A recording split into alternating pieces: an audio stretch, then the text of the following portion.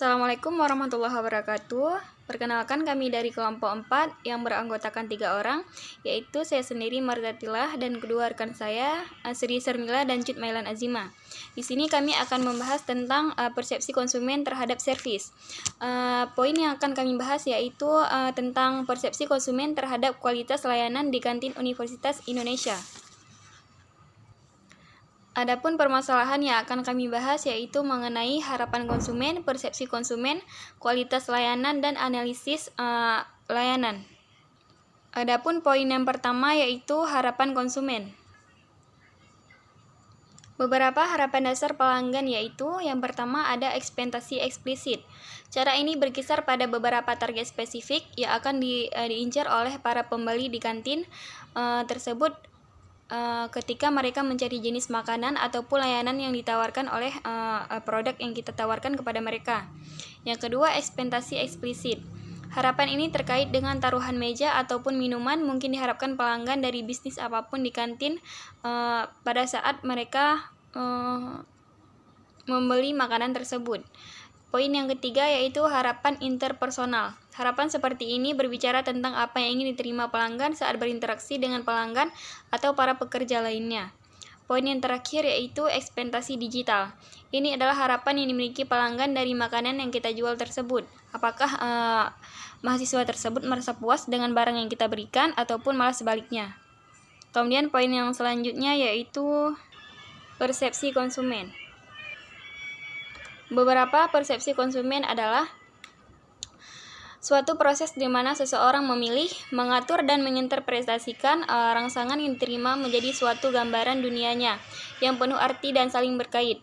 Menurut Shimamura pada tahun 2008, persepsi didefinisikan sebagai suatu proses individu menyeleksi, mengorganisasikan, dan menginterpretasi stimuli dalam suatu gambaran dunia yang berarti menyeluruh.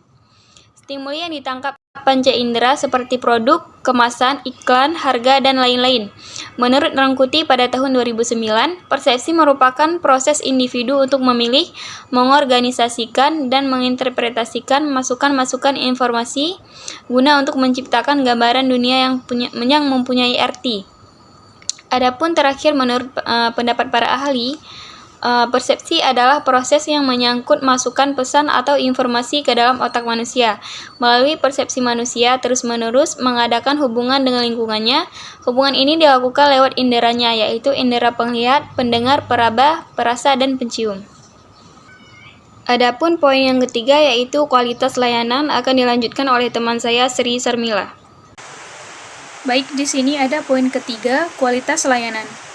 Kualitas layanan, kualitas merupakan suatu kondisi dinamis yang berpengaruh dengan produk, jasa, manusia, proses, dan lingkungan yang memenuhi atau melebihi harapan. Sehingga definisi kualitas pelayanan dapat diartikan sebagai upaya pemenuhan kebutuhan dan keinginan konsumen. Kualitas pelayanan service quality dapat diketahui dengan cara atau perolehan dengan pelayanan yang sesungguhnya mereka harapkan.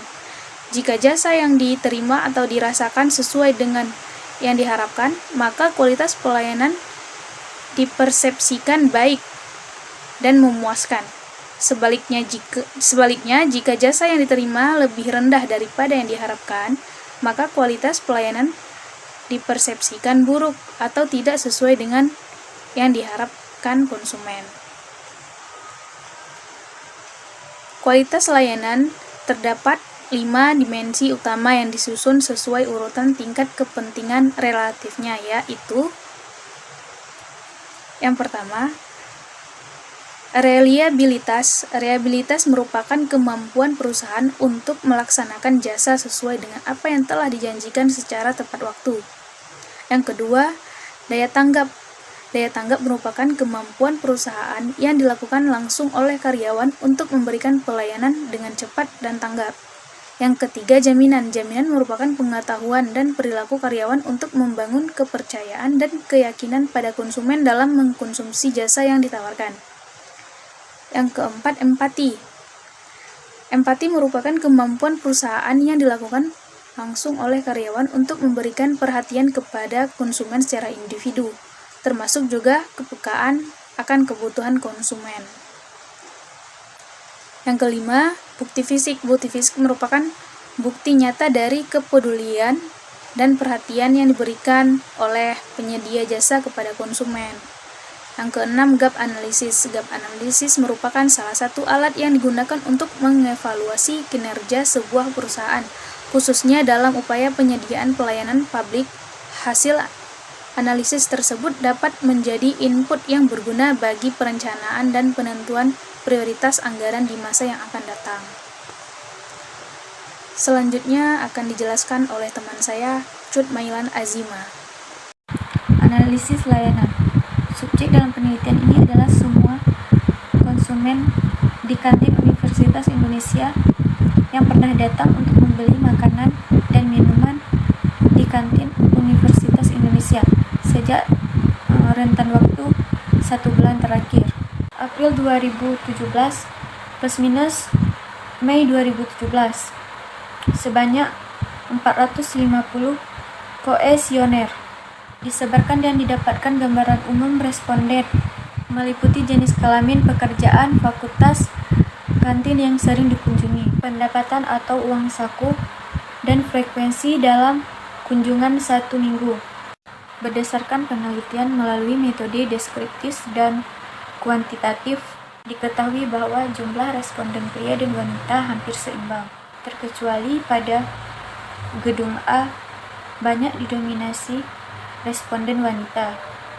Selain itu diketahui konsumen dari ketiga kantin didominasi oleh mahasiswa S1, mana di kantin A dan B didominasikan oleh mahasiswa Fakultas Ekonomi, sedangkan di kantin B didominasikan oleh mahasiswa Teknik Industri dan Fakultas Seni dan Desain.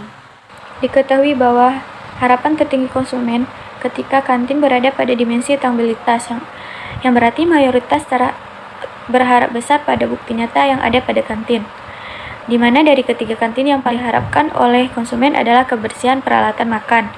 Berdasarkan pengalaman dan pengamatan penelitian, kenyamanan yang dalam penelitian ini dimaksudkan dengan kebersihan dan kenyamanan. Suhu merupakan hal utama yang diperhatikan oleh konsumen. Sedangkan harapan terendah ada pada dimensi empati, yang mana berarti mayoritas konsumen menganggap perhatian dari staf kantin tidak begitu penting bila dibandingkan dengan 4 dimensi lain. Kesimpulan, adapun beberapa kesimpulan, yaitu yang pertama, harapan konsumen terhadap kualitas layanan di kantin Universitas Kristen Petra tergolong sangat tinggi, yang mana terbukti dari skor NIN. Harapan tertinggi dari ketiga kantin ada pada dimensi tangibilitas. Hal ini membuktikan bahwa kelima dimensi dari kualitas layanan, terutama pada dimensi bukti fisik yang ada di kantin, yang sangat penting untuk menciptakan kepuasan konsumen. Yang kedua, persepsi konsumen terhadap kualitas layanan di kantin Universitas Kristen Petra tergolong sudah baik, yang mana terbukti dari skor min persepsi konsumen dari kelima dimensi yang berada pada indikator setuju. Persepsi tertinggi ada pada dimensi ansuran, yang mana berarti konsumen mempercayai staf kantin. Sekian presentasi dari kelompok kami. Jika ada yang kurang, kami memohon maaf. Wabillahi taufiq wal hidayah. Wassalamualaikum warahmatullahi wabarakatuh.